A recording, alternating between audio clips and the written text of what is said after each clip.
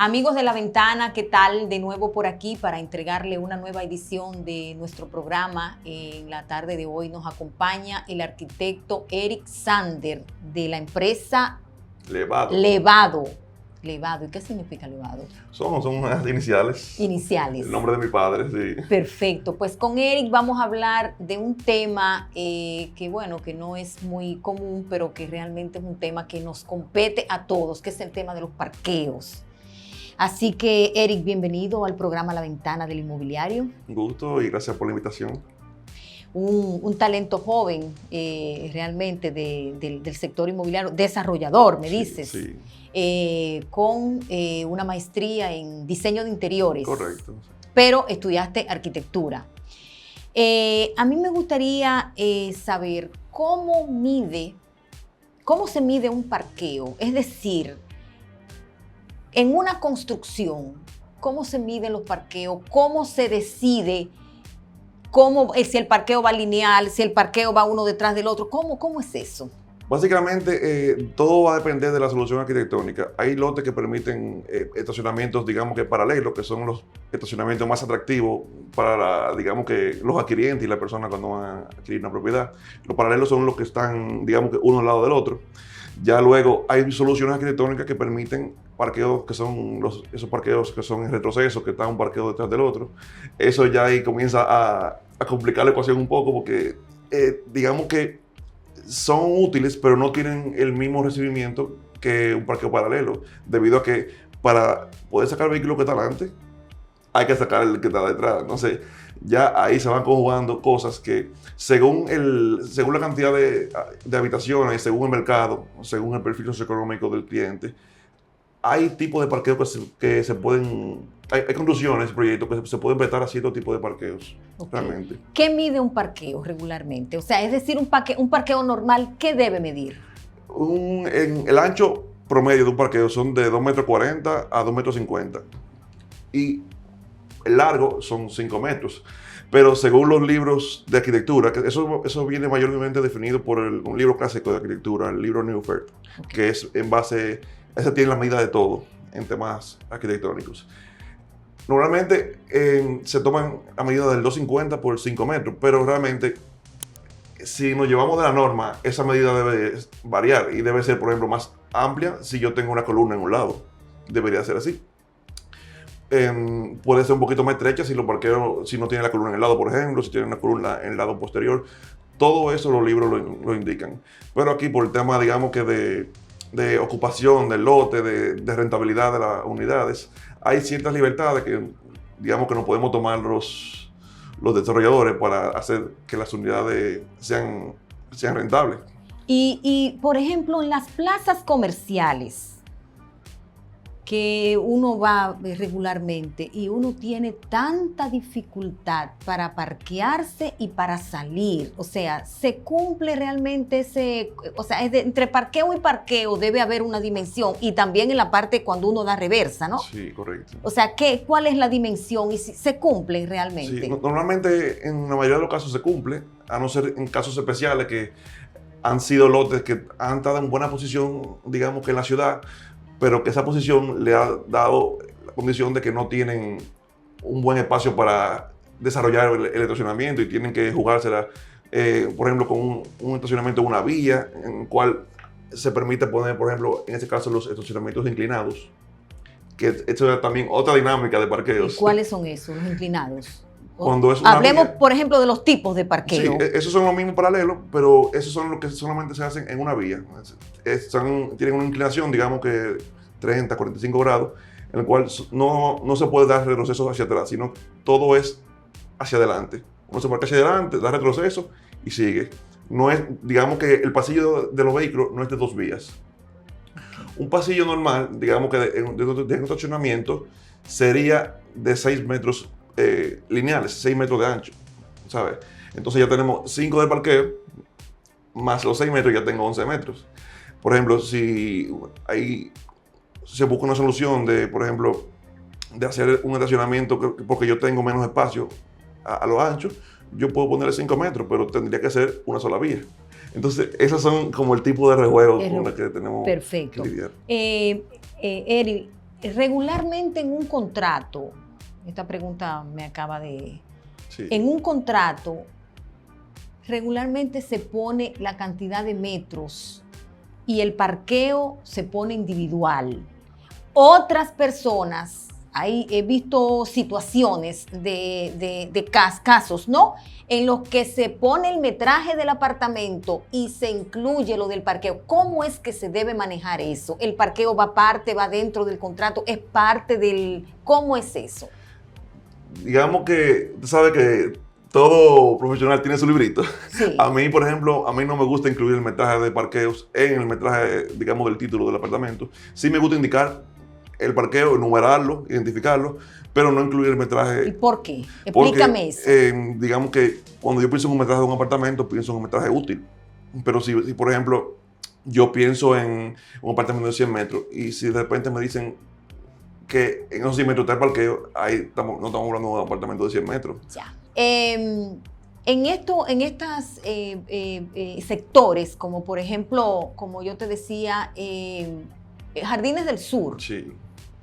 donde hace 10 años y muchos otros sectores en la ciudad había muchísimas casas y 3 edificios. Hoy día es realmente lo contrario. Sí. Hoy hay torres y torres y torres y las casas van en vías de extinción.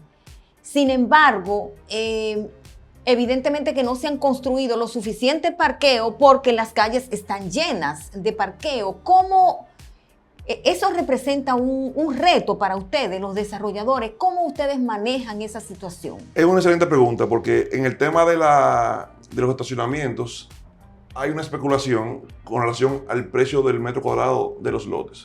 Para que un terreno sea verdaderamente rentable, muchas veces hay que sacrificar algunas cosas. Y cuando uno va a diseñar el tema de cuánto parqueo lleva cada unidad, muchas veces para que el proyecto sea verdaderamente rentable, para que el desarrollador pueda obtener ciertos beneficios y el proyecto, digamos, que pueda llegar a un punto de equilibrio, tiene que tener muchas veces un parqueo solamente la unidad. Y digamos que no es el desarrollador que quiere ponerle menos parqueo a la unidad, sino que muchas veces lo que aguanta la unidad y lo que aguanta el mercado en ese momento es un parqueo. Porque los precios y la especulación en el tema, por ejemplo, del precio por metro cuadrado de los lotes, lleva a uno a un punto de que tiene que soltar cosas, tomar otras cosas. A ver, ¿qué son los lotes? ¿De qué estamos hablando? El lote es el terreno, el solar. Ah, el solar. Sí. Ah, ok, perfecto. Entonces, ustedes tienen que, o sea, y si es un apartamento, ¿cuántos parqueos se regularmente, por ejemplo, un apartamento de tres habitaciones, Sí. ¿en qué momento se hace la distribución de los parqueos? ¿Es por habitaciones o cuando ocurren situaciones como la que acabas de describir? ¿Cómo es la asignación de la cantidad de parqueo a cada edificio, a cada apartamento? Sí, excelente pregunta. Hay un tema ya si hablamos en tema digamos, de reglamento, ya el reglamento tiene una tabla de que dependiendo de la cantidad de habitaciones lleva X cantidad, de parqueos. Pero ya hablando de mercado, que es otra cosa diferente, ya hay ciertas formas de abordar las cosas que están, digamos que en su mayoría la va definiendo el mercado en sí. Por ejemplo, se sabe que un apartamento de 3 habitaciones para que se venda debe tener 2 parqueos. Pero que uno de 2 puede tener un parqueo, pero si tiene 2 se vende mucho más rápido. Ya uno también sabe que uno de una habitación tiene un parqueo. Eso es de parte de lo que va exigiendo el mercado y parte de lo que se le va ofreciendo al mercado en sí. Porque el mercado, yo lo llamo que es un monstruo que tiene vida propia y va cambiando todo el momento. El paradigma de la construcción, de lo que quieren los clientes, de lo que se le va ofreciendo, es un ente que está en constante cambio. Quizás lo que se vende ahora mismo en 6 meses no se va a vender. Es algo que verdaderamente es súper interesante ese tema. Entonces, a ver, porque yo estaba convencida de que a un apartamento de 3 habitaciones le tocaban 2 parqueos obligados, obligatoriamente. No es así. No siempre es así. No siempre es así. Mayormente, digamos que si tomamos como ejemplo una zona como la que estuvimos hablando, de los jardines, ya por ejemplo, ahí ya el precio por metro cuadrado me va diciendo cosas. Por ejemplo, ya un apartamento ahí que me imagino que puede costar algunos $200,000, debe tener sus dos parqueos, si de 3 habitaciones. Pero, por ejemplo, si nos vamos hacia Juan Bosch, el apartamento tiene 3 habitaciones, ahí no aguanta los 2 parqueos, lleva uno.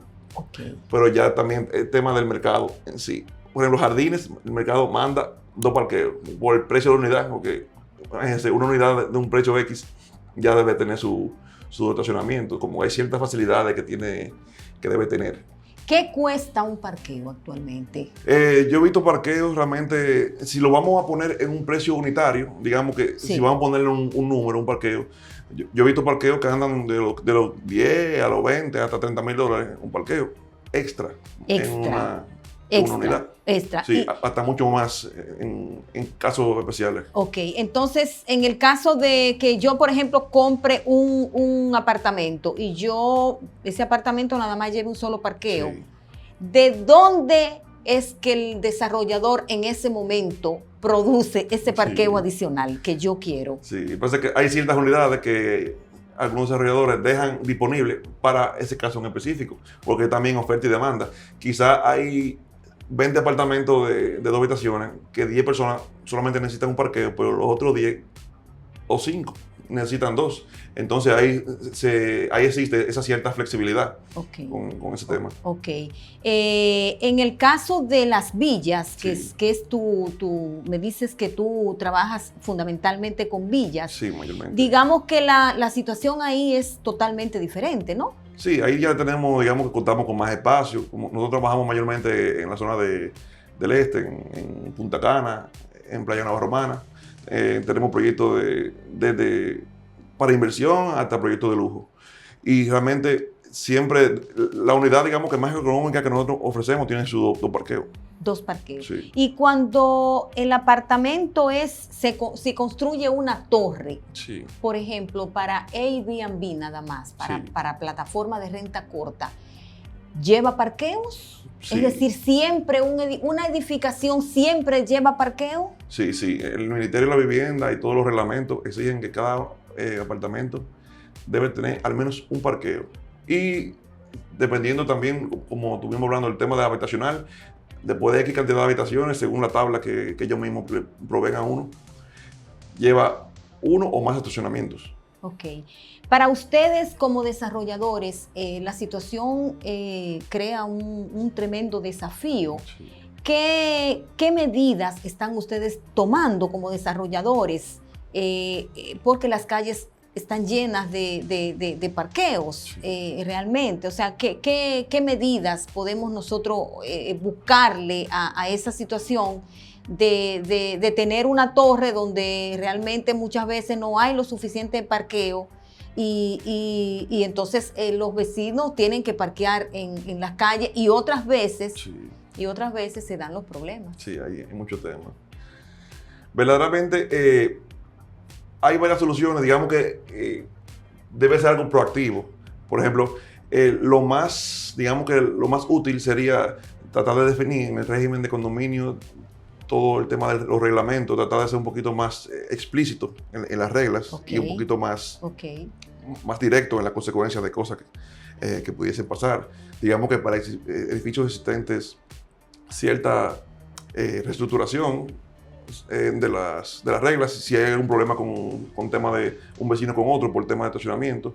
Y en tema ya de edificio nuevo, ya planificar y digamos que regularizar cierta forma de abordar esa situación para que no siga escalando cada día más. Sí, el tema es que hay unos vecinos necios que cogen los parqueos que no les corresponden, ¿eh? Sí. Ya cuando ustedes entregan el edificio, obviamente ya no es un asunto de ustedes, ¿no? Sino de los condominios. Correcto. Pero si hay condominios que hay compañías que se quedan administrándolo en algunos y que tratan de mantener esa dinámica ellos para mantener, digamos, que su marca. Yo sí aplaudo a varios desarrolladores que sí piensan en el tema de los estacionamientos referente al tema de, por ejemplo, la visita, que sí le ponen, por ejemplo, algunos parqueos de visitas a sus edificios para que, digamos, que tratar de mitigar un poco todo eso todo eso que sucede. Y cuando precisamente un edificio se le pone, que ya no hay muchos, un edificio se le pone parqueo de visita, o sea, ¿cómo se maneja y a quién se le cobra eso? No, realmente ya eso parte de la comunidad del edificio. Porque tampoco digo que es una solución en sí, porque usted sabe que, imagínense, una torre a veces tiene 35 apartamentos y tiene 4 parques de visitas. Es algo, digamos, que una buena intención, es algo que en cierto caso funciona, pero tampoco es la solución en sí que necesitamos, la solución global. Digamos que las soluciones deben de venir ya, más que del desarrollador, debe venir ya de la ciudad, de las autoridades, de política pública, de forma de abordar los problemas del estacionamiento, de trabajar mucho más el tema de la movilidad urbana, por ejemplo, del tema del transporte público, de tratar de reducir un poco el tema de la huella vehicular, porque el desarrollador responde a un mercado. Okay. Sí, y ustedes tienen son privados, ¿no? Sí. No les toca. A propósito de movilidad, y aprovechando tu experiencia, ¿no? ¿Qué te parece a ti el tema de RD se mueve y los giros a la izquierda? ¿Tú crees que realmente son una solución al tránsito? A mí me parece una muy buena intención, pero yo creo que quizá nos volamos un poco los pasos requeridos para el tema de la solución global, porque por ejemplo, en muchos casos y muchas integraciones, digamos que sí puede fluir el tráfico, pero siguen ocurriendo cosas que forman parte de la psiquis, de cómo responde el dominicano promedio que va guiando a la ciudad.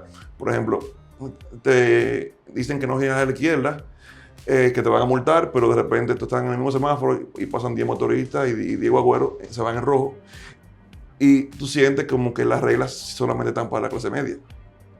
Entonces, en ese tema,